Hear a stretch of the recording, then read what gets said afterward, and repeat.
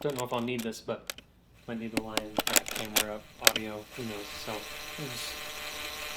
we'll play it safe. Welcome to the next video. Today, I'm gonna do something a little bit different. I'm thinking that, part of this is just being a vlog and hopefully a learning process for me and hopefully a learning process for you. And so I thought that it might be important to just start documenting what I'm working on. So I've done photography for quite a long time, all the way back when it was just film. I remember getting the first digital SLR.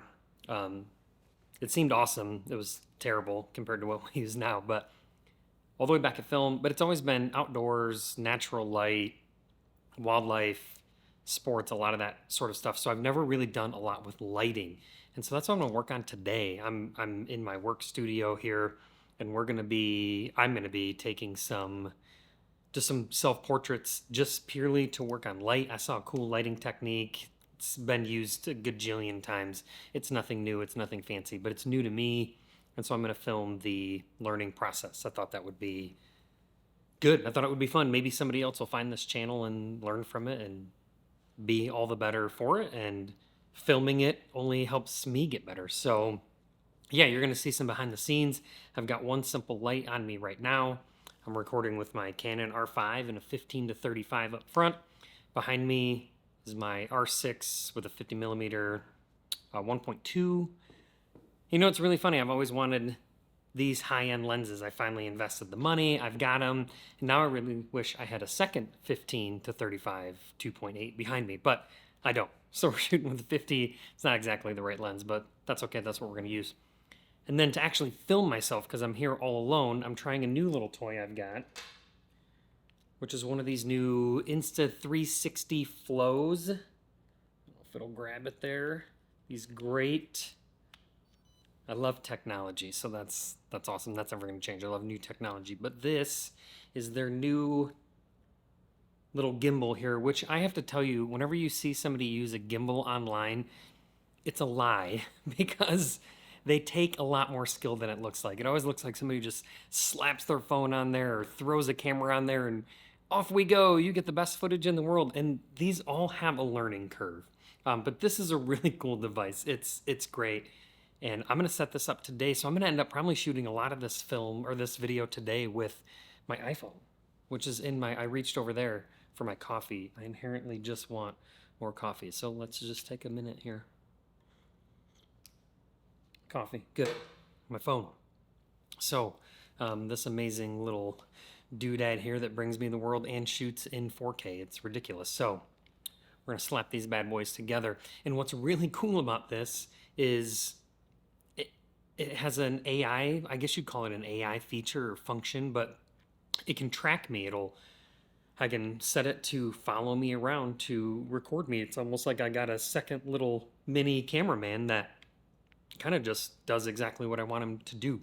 Hopefully. We'll see. So I'm going to get the studio flipped around here and I'm going to get it set up to take some portraits today and work on some lighting, and hopefully it works out. But we're along for the learning journey. So I'm going to try to explain what I'm doing as I go and document this. And this was not a planned video. I got here today with the complete intent in doing different work, and I was not motivated to do that work. So now I'm doing this work. And so hopefully we'll have a good time. So got the lights or the shades drawn in here, trying to control the light as much as I can down to this one light, and we're gonna go for it. So let's do this. Is there anybody else that just can't get enough coffee? It's like coffee in the morning. And now that it's summertime here, I'm not gonna lie, I'm sweating a little bit. We've got these big windows in the office and the sun really comes through there. And I'm gonna drink this coffee anyway, even if it makes me hot. And then this afternoon, after lunch, I can switch over to some sort of nice cold brew decaf. I've got to be careful with the caffeine intake. Don't need the old ticker given out, so coffee.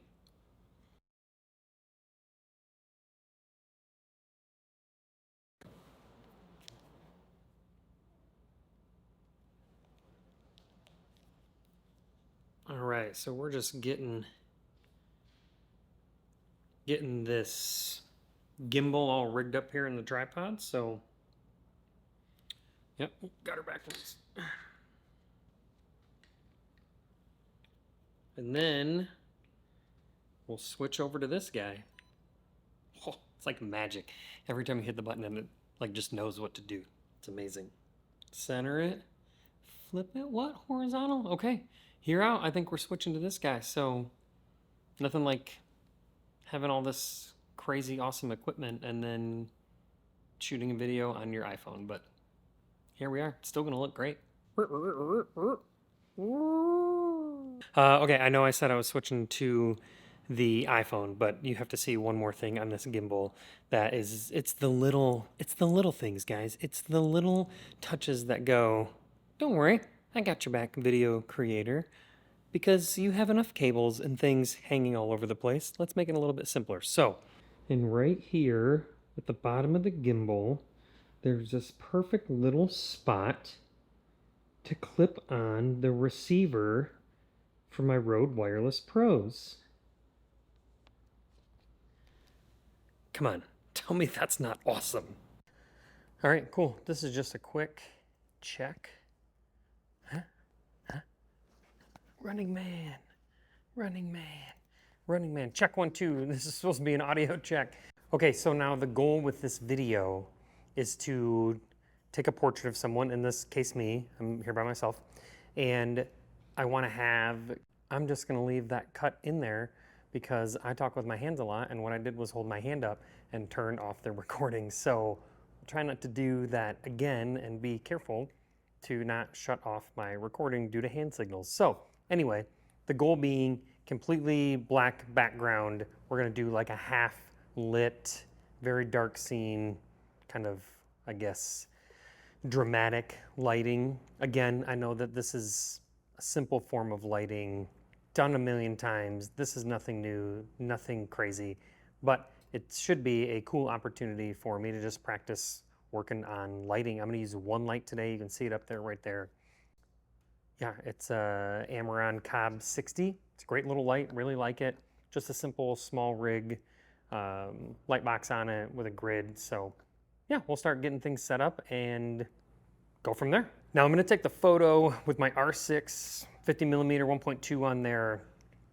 I'm gonna leave my R5. I normally might shoot with the R5, but I also might still use it for some of this video. So I'm gonna shoot with the R6, leave the R5 available to take some more video.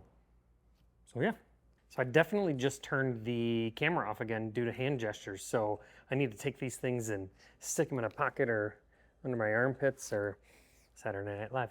Anyway, sorry. The goal of this setup would be setting the camera up so it's completely dark. There's no ambient light being picked up at all.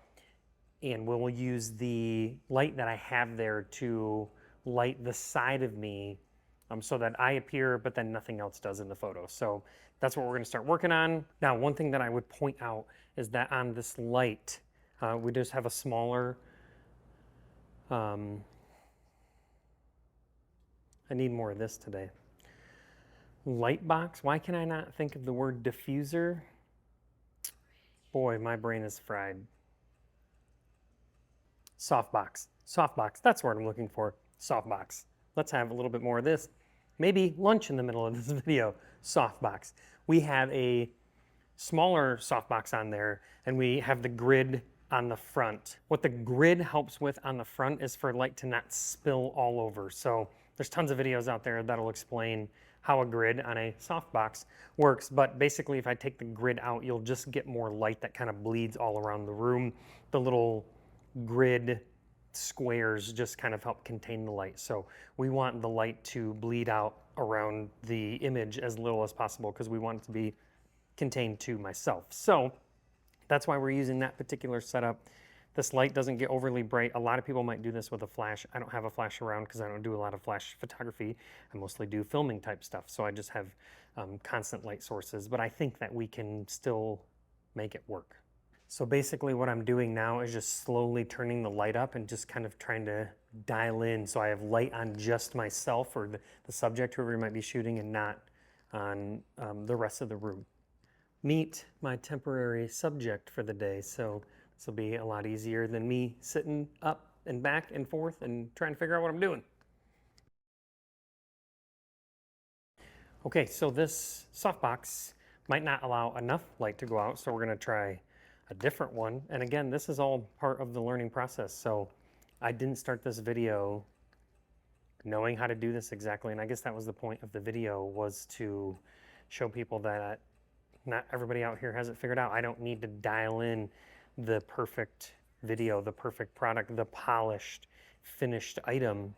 This is just a learning experience. So we're gonna swap out these soft boxes and see if this other one makes a difference. And maybe I can't do this with a constant light. Maybe I need a flash. That could be why everybody does it with a flash, is because it's a lot more powerful. So let's see.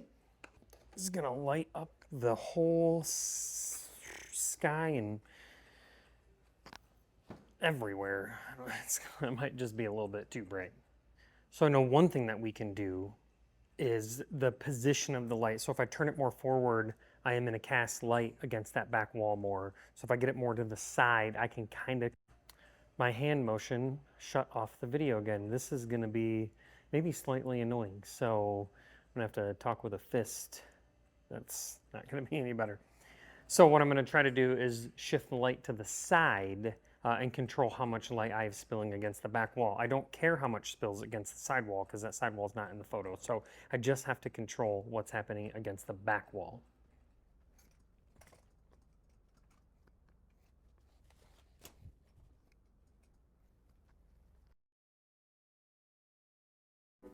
My hand gesture cut the video out again. It's really kind of getting annoying, but it's a learning curve, right? It's always a learning curve.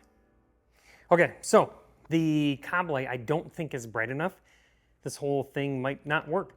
That's kind of, you know, it's the learning experience. I'm gonna make a video anyway, even if I get to the end of this and I don't get the photo I want, I'm gonna make the video and I'm gonna post it, because yeah, that's how it goes sometimes. It's just about learning. So we do have a brighter light. I'm gonna get that guy set up and see if that will work.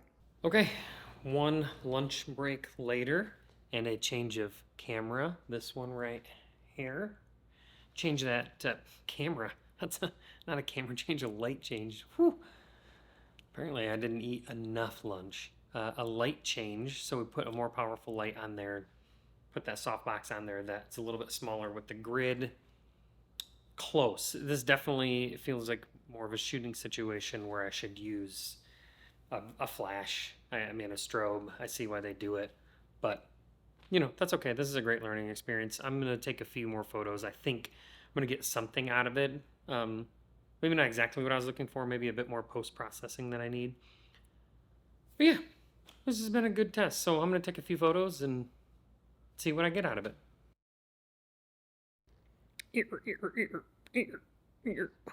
Let's do that. Let's do that. All right, tried a different softbox yet. This one's gigantic. You could have the Super Bowl in it. It's huge. Frankly, sometimes it just feels like it's overly too large all the time. But it's an awesome different light source. Gave me an opportunity to try something different. So ultimately, I didn't really end up with the photo that I wanted. So this was just a big test. But that's okay, because I learned more about lighting. That's what's awesome about that. That's why I made this video, so that we could learn more about lighting together. It looks like I need a strobe to do the type of photo that I want to do. Here's what I tried. Insert photo. And it didn't quite get what I wanted. So if you know a way to do that with a constant light, let me know. It's not in a super dark studio. That makes it a challenge. I actually have a studio this way that gets very dark, and it would be easier to do that type of shot, but I wanted to do it out here where there is more light. I've seen it done in the daylight, so there is a way to do it. They generally use strobes, so who knows? If you know of a way to do it without a strobe, comment below. I'd love to be proven wrong and be taught something new, so that would be awesome. But otherwise, thanks for coming along with the journey, drinking some coffee, taking some photos. It was a good time. We learned a lot. Hope you learned a lot. Till next time.